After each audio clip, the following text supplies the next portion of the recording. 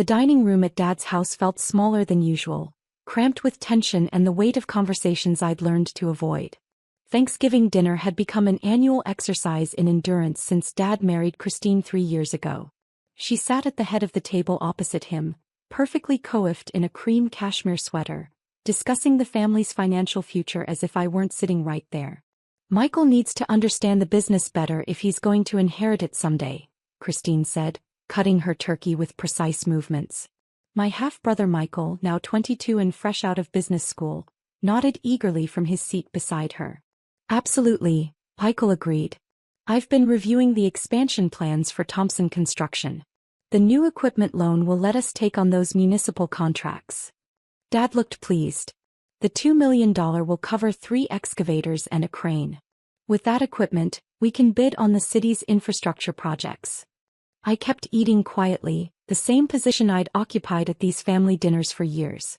Since Christine entered our lives, I'd become a tolerated guest at what had once been my family table. "It's wonderful to see Michael taking initiative," Christine said, her tone warm with maternal pride. "Some children understand business responsibility naturally." The pointed glance she threw in my direction wasn't subtle. It never was. "Dad's worked so hard to build Thompson Construction," Michael said. "I want to make sure it stays in the family for generations.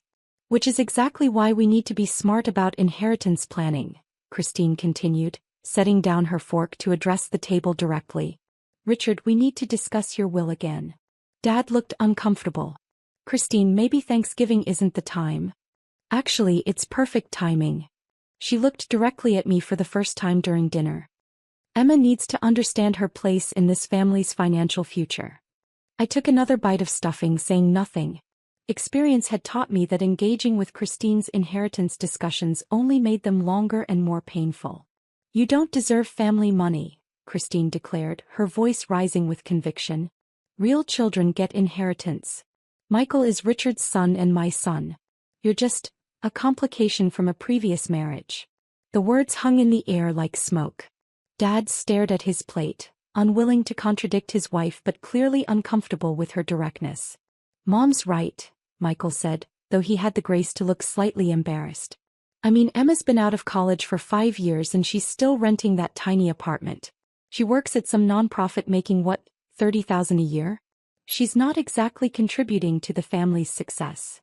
Whereas Michael has his MBA and a clear vision for expanding the construction business," Christine added. "When Richard retires, Michael will take over operations. It makes perfect sense for him to inherit the company and the assets." I nodded slightly, acknowledging that I'd heard their position. This wasn't new information. Christine had been making variations of this argument for 3 years, ever since she'd discovered that Dad's original will left everything to me as his only child at the time. "The construction industry requires serious capital investment," Michael continued, warming to his favorite topic. "The $2 million equipment loan is just the beginning. We'll need working capital, expansion funds, maybe acquisition opportunities. That money needs to stay in the business, not get divided up among people who don't understand the industry." "Exactly," Christine said.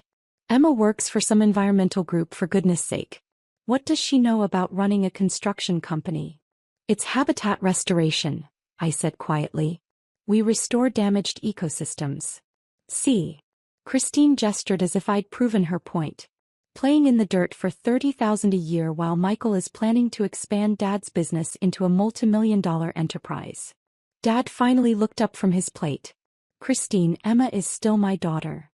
"Of course she is," Christine said with false sweetness. "But Richard, you need to think practically. Michael will carry on your legacy. Emma will, well, she'll continue doing whatever it is she does with plants and animals." My phone buzzed on the table. I glanced at it. First National Bank. I let it ring. "See." Michael pointed at my phone. "She can't even afford to keep it on silent mode. Probably bill collectors." Christine laughed. "Or her landlord asking about rent money." The phone buzzed again. First National again. This was unusual. Banks didn't typically call repeatedly on Thanksgiving evening unless something urgent was happening. "Emma," Dad said, "maybe you should take that outside." "It's probably nothing," I said, but the phone was ringing a third time. "Answer it," Christine said impatiently. Maybe it's your nonprofit telling you they can't afford to pay you anymore. I answered the call, putting it on speaker since everyone seemed interested in my financial business. Hello, this is Emma. Ms. Thompson, this is David Martinez from First National Bank. I apologize for calling on Thanksgiving, but we have an urgent situation regarding the Thompson construction business loan. Dad looked up sharply. That's my loan application. I'm sorry, sir, the bank representative continued, but we've had to deny the $2 million equipment loan application. The co-signer withdrew their guarantee this afternoon. Dad's fork clattered against his plate. What do you mean withdrew? I thought the loan was approved. It was conditionally approved based on the co-signer's financial guarantee. However, the co-signer contacted us this afternoon and formally withdrew their backing. Without that guarantee, Mr. Thompson's business doesn't qualify for the full loan amount. Christine was staring at Dad in confusion. Richard, who was your co-signer? You never mentioned needing one. Dad looked genuinely puzzled. I don't know. The bank said someone with substantial assets had agreed to co-sign, but they wouldn't tell me who. They said it was arranged anonymously. The bank representative cleared his throat. Actually, sir, I can discuss that now since the co-signer has withdrawn. The guarantee was provided by Thompson Environmental Solutions, LLC. The table went completely silent. Thompson Environmental Solutions? Dad repeated slowly. Sir. An environmental consulting firm with assets exceeding $12 million. They provided the financial guarantee that made your loan possible. Michael was Googling frantically on his phone. Thompson Environmental Solutions. Here it is. Leading ecological restoration consulting firms specializing in large-scale habitat restoration projects. Net revenue $8.2 million annually. Christine was staring at the phone as if it might provide additional explanation. But why would an environmental company co-sign for a construction loan? Ma'am, the bank representative said, the co-signer was quite specific about their relationship to Thompson Construction. They indicated it was a family business consideration. Dad looked across the table at me with growing realization in his eyes. Emma, what exactly do you do at your job? Habitat restoration, I said simply. But what's your title? I was quiet for a moment. Founder and CEO of Thompson Environmental Solutions. The silence that followed was so complete I could hear the grandfather clock ticking in the hallway. Michael's phone slipped from his hands. You own Thompson Environmental Solutions? I founded it 4 years ago, right after college. We started with small wetland restoration projects and grew from there. Christine was staring at me like I'd grown a second head. But you said you worked for a nonprofit. No, I said I worked in habitat restoration. You assumed it was a nonprofit. Dad was reading over Michael's shoulder as he scrolled through search results. Emma, this says your company has completed over $50 million in restoration projects across 6 states. We've been busy, I said. But your apartment, Michael said weakly. Your car. You live like you're broke. I live modestly because I reinvest profits back into the company and land conservation. Thompson Environmental Solutions owns 2,400 acres of restored habitat that we maintain in perpetuity. Christine was frantically Googling on her own phone now. There's an article here from last month. Thompson Environmental Solutions awarded $15 million federal contract for Great Lakes Restoration Initiative. Emma Thompson, CEO, photographed with the Interior Secretary. She held up her phone, showing a photo of me in a business suit, shaking hands with a cabinet secretary at what was clearly a high-level government ceremony. That's the largest single restoration contract in the region's history, I explained. We'll be restoring 800 acres of damaged lakefront ecosystem over the next 3 years. Dad was still processing. Emma, if your company has $12 million in assets, why didn't you tell us? I tried to, I said gently. Remember last Christmas when I mentioned landing a major federal contract? Christine said I should focus on real business opportunities instead of playing with plants. The memory hit the table like a physical blow. When I brought up expanding into wetland restoration consulting, Michael said environmental work was just a phase, and I should consider serious career paths. Michael was reading more search results. Emma, there are dozens of articles about you. Rising star in environmental consulting. Young CO transforms ecological restoration industry. Thompson Environmental Solutions, from startup to industry leader. But you never corrected us, Christine said, her voice small. I tried to share what I was working on. Every time I mentioned a new project or contract, someone changed the subject to my lack of direction or unrealistic career choices. Dad was shaking his head slowly. Emma, you co-signed my business loan? Thompson Environmental Solutions provided the guarantee, yes. Your expansion plans are solid and construction and restoration often work together on large projects. I thought it might create collaboration opportunities. You guaranteed $2 million for my business expansion while we were sitting here talking about excluding you from inheritance? Business is business, I said. Family relationships are separate from financial decisions. Christine was reading her phone with increasing horror. Emma, this article says Thompson Environmental Solutions was valued at $18 million during your series of funding round last year. We didn't take external funding, I corrected. That valuation was for insurance and partnership purposes. The company is entirely self-funded. Self-funded how? Michael asked. Reinvested profits from consulting contracts. The first wetland restoration project paid for equipment and staff. Each subsequent project funded expansion. Compound growth over 4 years. Dad was quiet for a long time, staring at his phone screen. Finally, he said, Emma, the bank representative said you withdrew the loan guarantee this afternoon. Yes. Why? I looked around the table at their faces, Dad's confusion, Michael's shock, Christine's dawning realization of how badly she'd misjudged the situation. Because this afternoon, before dinner, Christine called me to confirm that I understood I wasn't included in the family inheritance discussion. She wanted to make sure I knew my place in the family financial structure before we all sat down together. Christine's face went pale. I was just trying to be clear about expectations. You were clear, I said. You made it very clear that I'm not considered real family, that I don't deserve family money, and that my career choices make me unworthy of inclusion in family financial planning. Dad was staring at Christine in disbelief. You called Emma this afternoon? I wanted to avoid awkwardness at dinner, Christine said defensively. By telling her she doesn't deserve family money? Richard, you know what I meant. Emma chose a different path. Michael is committed to continuing your business legacy.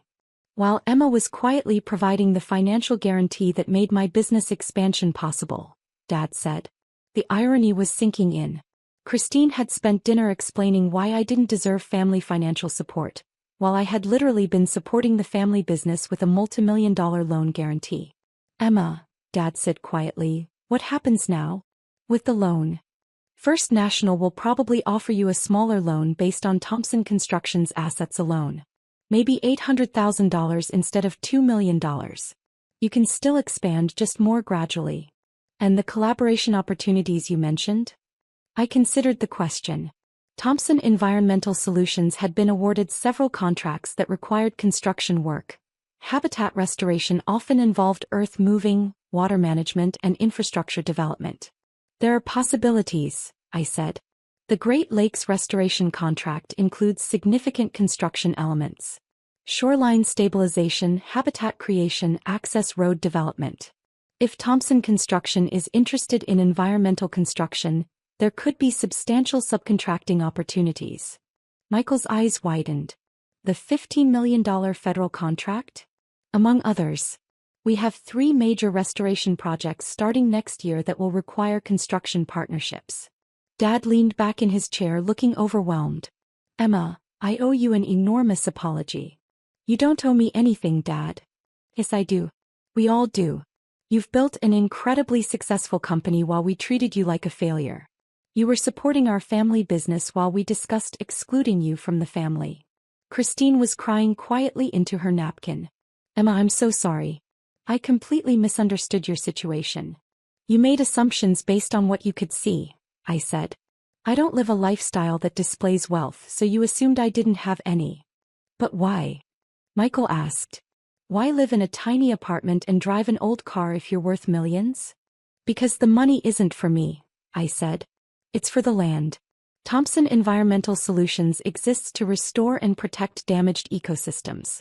The profits go toward acquiring more land for conservation, funding research, and expanding our restoration capabilities. You're saving the environment, Dad said, realization dawning in his voice. I'm trying to. Climate change, habitat destruction, species extinction, these are urgent problems that require immediate action. Business profits are just a tool for funding solutions. Christine looked up from her napkin. Emma, can I ask you something personal? I waited. Do you resent us? For treating you so poorly while you were actually more successful than any of us realized. I thought about the question while looking around the table. Dad, who had worked hard his entire life to build a construction business that employed 30 people. Michael, who genuinely wanted to honor his father's legacy.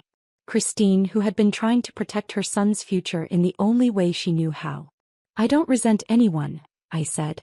Success looks different for everyone.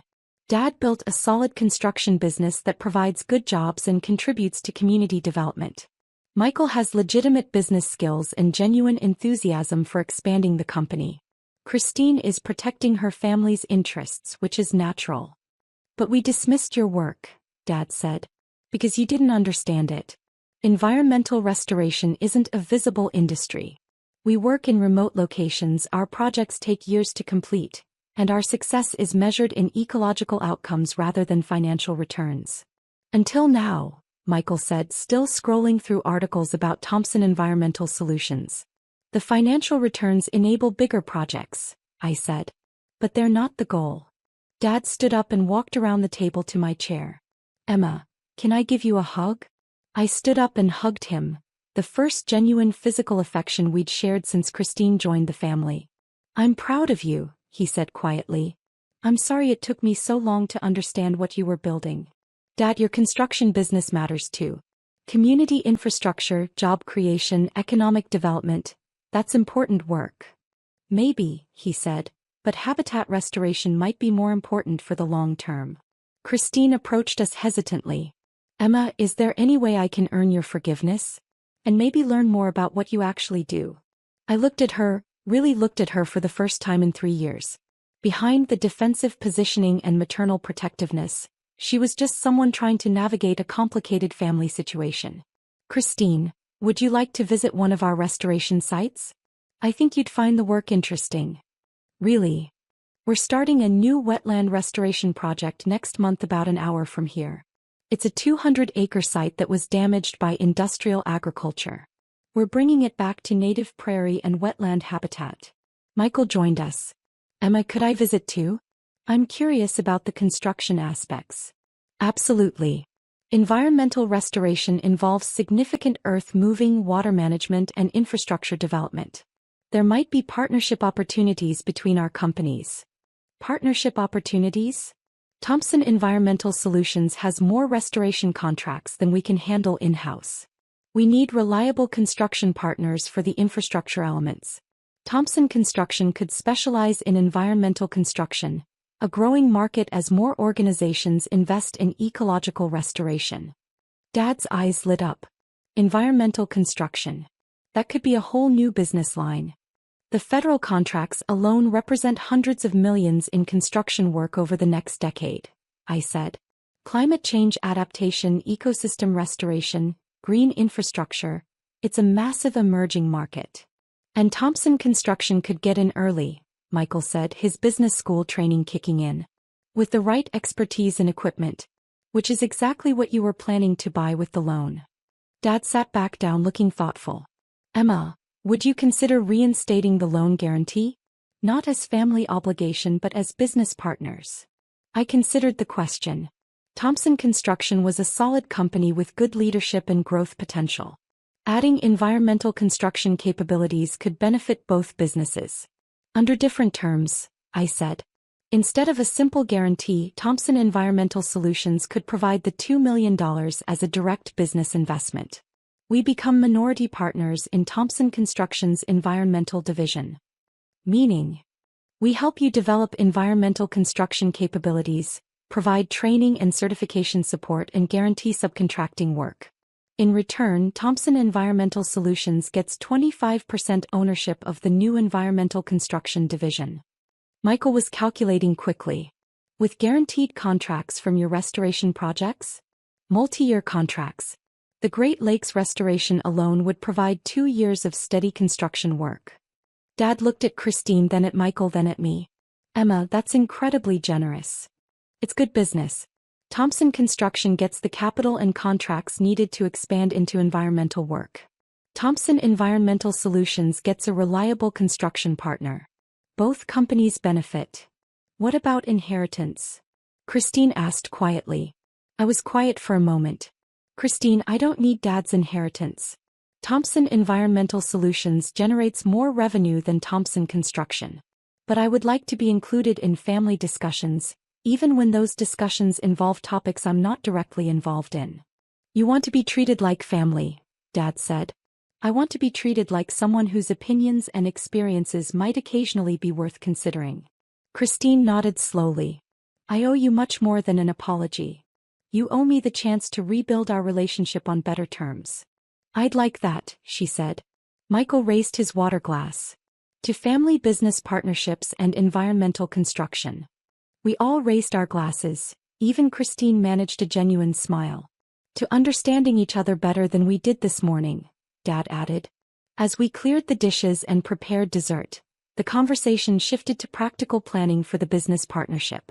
Michael had dozens of questions about environmental construction techniques. Christine was genuinely curious about habitat restoration processes. Dad was excited about the possibility of adding environmental work to Thompson Construction's capabilities.